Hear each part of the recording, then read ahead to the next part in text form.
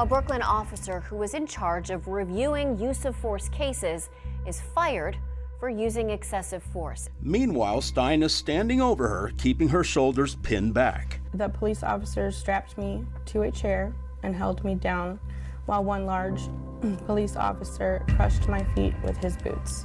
I was in a lot of pain, and I did not have shoes on. Get off my foot now!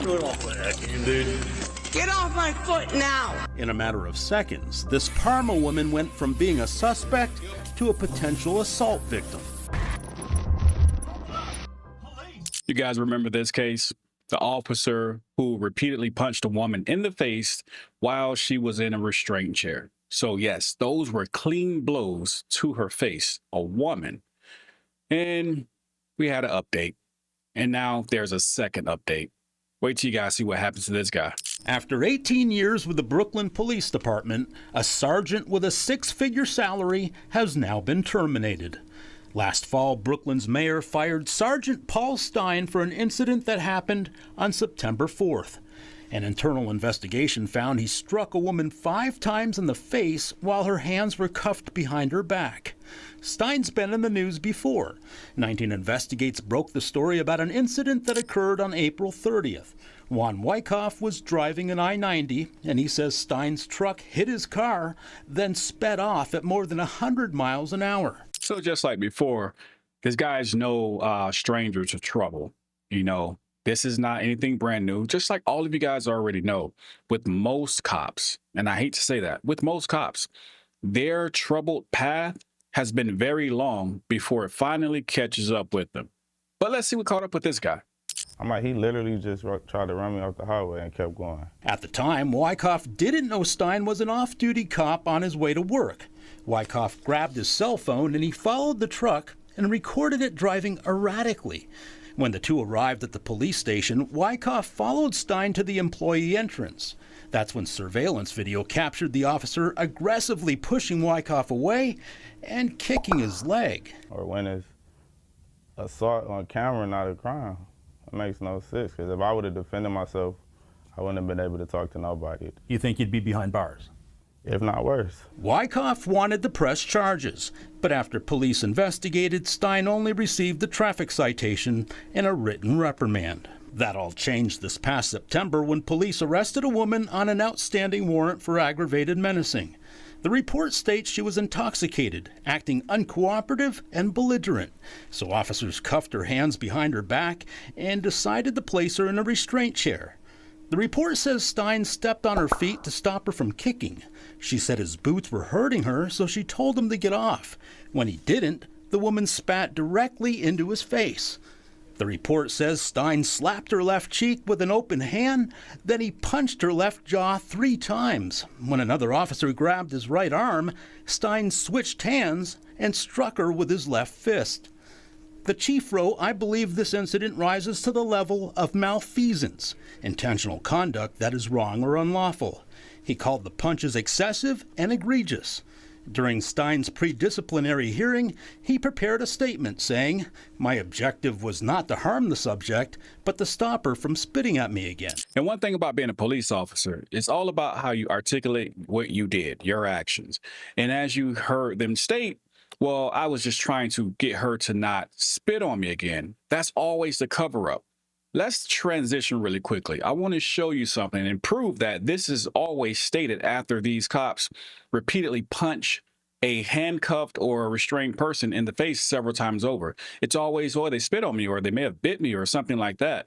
Well, even if that's the case, it doesn't take repeatedly wailing on a person to get them to stop, especially when they're handcuffed or restrained. Let's look at this. Well, the new video we're about to show you shows when deputies took hold of the jail's medical unit moments after that stabbing. There is a box over Cole to protect his medical privacy, and we do warn you the video might be hard to watch. Sheriff Mike Conger says the redaction box hides the moment that Cole bit down on one of their hands. Conger says that is what prompted the use of force by those deputies. He says those deputies did what they had to do in that moment to keep everyone in the room safe. Now, let's hypothetically say the guy really did bite down on his deputy's hand, which I don't believe that part. Because if that's true, show us the bite marks, take pictures, remove the gray box, show us what's happening. But let's just say that's what happened. Well, when you see this deputy remove his hand from the mouth of this guy, he begins to wail on this guy. So if the danger is no longer present, because the first deputy already beat the crap out of him, why do you turn around and start beating the crap out of him? That makes absolutely no sense. Right before the deputies began striking him, Cole, the same man who moments earlier tried to murder 2 deputies, savagely bit down on the deputy's hand, and he wouldn't let go. Those strokes you see in the video, the deputy's trying to get the violent man to release his bite from another deputy's hand. That's what it is. And that's exactly what is hidden from your social media. Congress says he stands behind his deputies, but has asked state police now to independently review the use of force. A news conference that had been set for tomorrow has been canceled because of the ongoing lawsuit and state police review. So what's the point? We know how this goes. Cops are going to take free shots, and unfortunately, those free shots hurt. They're punching people in their face, handcuffed or restrained in restraint chairs, and they're punching them with all their might, and they always say they're doing it because they need to keep everyone else safe from the handcuffed or restrained person. I don't get it. Get off my foot now.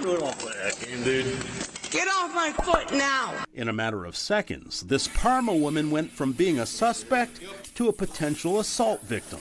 She asked us to conceal her identity. It was hard to believe that that was actually me. She was punched in the face repeatedly by a Brooklyn police officer. Now she's breaking her silence. But I've had nightmares that I feel like stem from everything that I've seen and that has happened to me. The trauma. A little bit, yeah. Yeah. The officer is Paul Stein, a sergeant who has since been fired. 19 Investigates obtained this exclusive body cam footage from Brooklyn police. It shows how it all happened. It is very difficult for me to watch the video that Channel 19 News aired. On September 4th, police arrested the woman on an outstanding warrant for aggravated menacing. They say she was belligerent and uncooperative with officers. Video shows 7 officers immediately surround her when she arrives.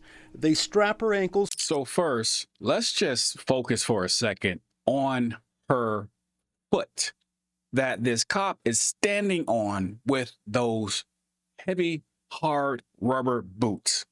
And he's crushing her foot for absolutely no reason whatsoever.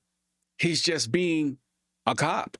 He's being rude and nasty and mean and aggressive in every way he could think to do so. And he's standing on her foot. Imagine the pain that she's feeling. And she's telling this guy, get off of my foot. She's restrained. Her feet are being strapped in. She's already handcuffed and restrained. She has no defense. The only thing that she could do is spit. And I'm not one for spitting on anyone. I think it's gross, but she had nothing else. That she had no other way. This guy is crushing her foot. Just imagine the pain that this lady is dealing with while this idiot is standing on her foot. To a restraint chair. Her hands are already cuffed behind her back. Meanwhile, Stein is standing over her, keeping her shoulders pinned back. The police officer strapped me to a chair and held me down while one large police officer crushed my feet with his boots. I was in a lot of pain and I did not have shoes on. Video appears to show Stein using his full weight to stand on the woman's stocking feet. We obtained the department's restraint chair policy. It doesn't authorize standing on a suspect's feet. In fact, it doesn't mention it at all. You can hear the woman hollering at Stein several times to get off. You heard me. Get off my feet. But when Stein doesn't budge, she spits in his face. That's when video shows the sergeant delivering a series of punches to her head. Police documented her bruises. The woman saw the video for the first time on 19 News. She has since hired attorney Keith Hansbrough. She now plans to sue both the police department and Paul Stein. During Stein's pre-disciplinary hearing, he prepared a statement saying, "My objective was not to harm the subject, but to stop her from spitting at me again." He said, "I believe that the force I used was reasonable." Stein claimed the strikes were not delivered with a high degree of force and the suspect wasn't harmed. but reports show the woman did have lacerations to her lip and bruising to her jawline. Officers took photos to document her injuries, but we can't show you who she is since she's now considered an assault victim. At the end of his statement, Stein jotted down these handwritten notes. They read, "Undergoing counseling, on the verge of a nervous breakdown, and under pressure since the traffic incident." Stein was terminated on September 17th. So in the first update, we did tell you guys that, yeah, this cop, he was fired and he was charged. But what happened after he was charged? Well, that's the big question. The police chief investigated and terminated Stein. In February, a special prosecutor charged him with misdemeanor assault. Stein has since pleaded not guilty. You think he should have been charged with something more serious? A felony. A felony? Yes. We reached out to Stein and his attorney for comment, but we haven't heard back. The city and police department didn't respond to our questions about the restraint chair policy. Stein's pretrial hearing is set for March 2nd. The woman's attorney plans to file his lawsuit sometime this summer. So he was charged and now he's sentenced. And this sentence should deter other cops from ever doing something like this, right? Check it out. And a former Brooklyn police officer was sentenced today to 90 days behind bars after pleading no contest to assault charges. We told you how Paul Stein was accused of repeatedly punching a woman in the head while she was handcuffed after she spat on him. This happened in September of last year and was captured on body camera video here, police body cameras. Stein was fired over the incident, and he spoke at today's sentencing. I had a long, rewarding career. I lost that career over a split second.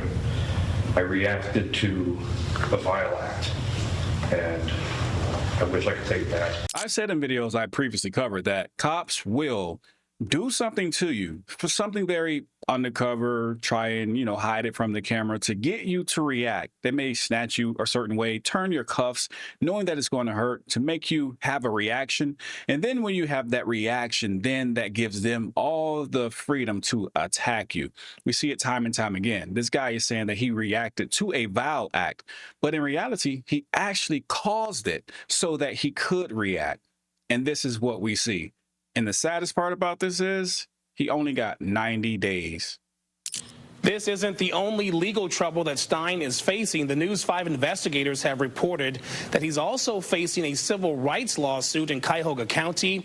It claims that he, the city of Brooklyn, its former police chief, and 5 other officers violated the civil rights of a Maple Heights man by failing to investigate Stein and helping him cover up alleged crimes. And honestly, this was one of those updates that I really did not want to show as an update, because to see an officer step on the foot of a woman, that's excruciating pain within itself.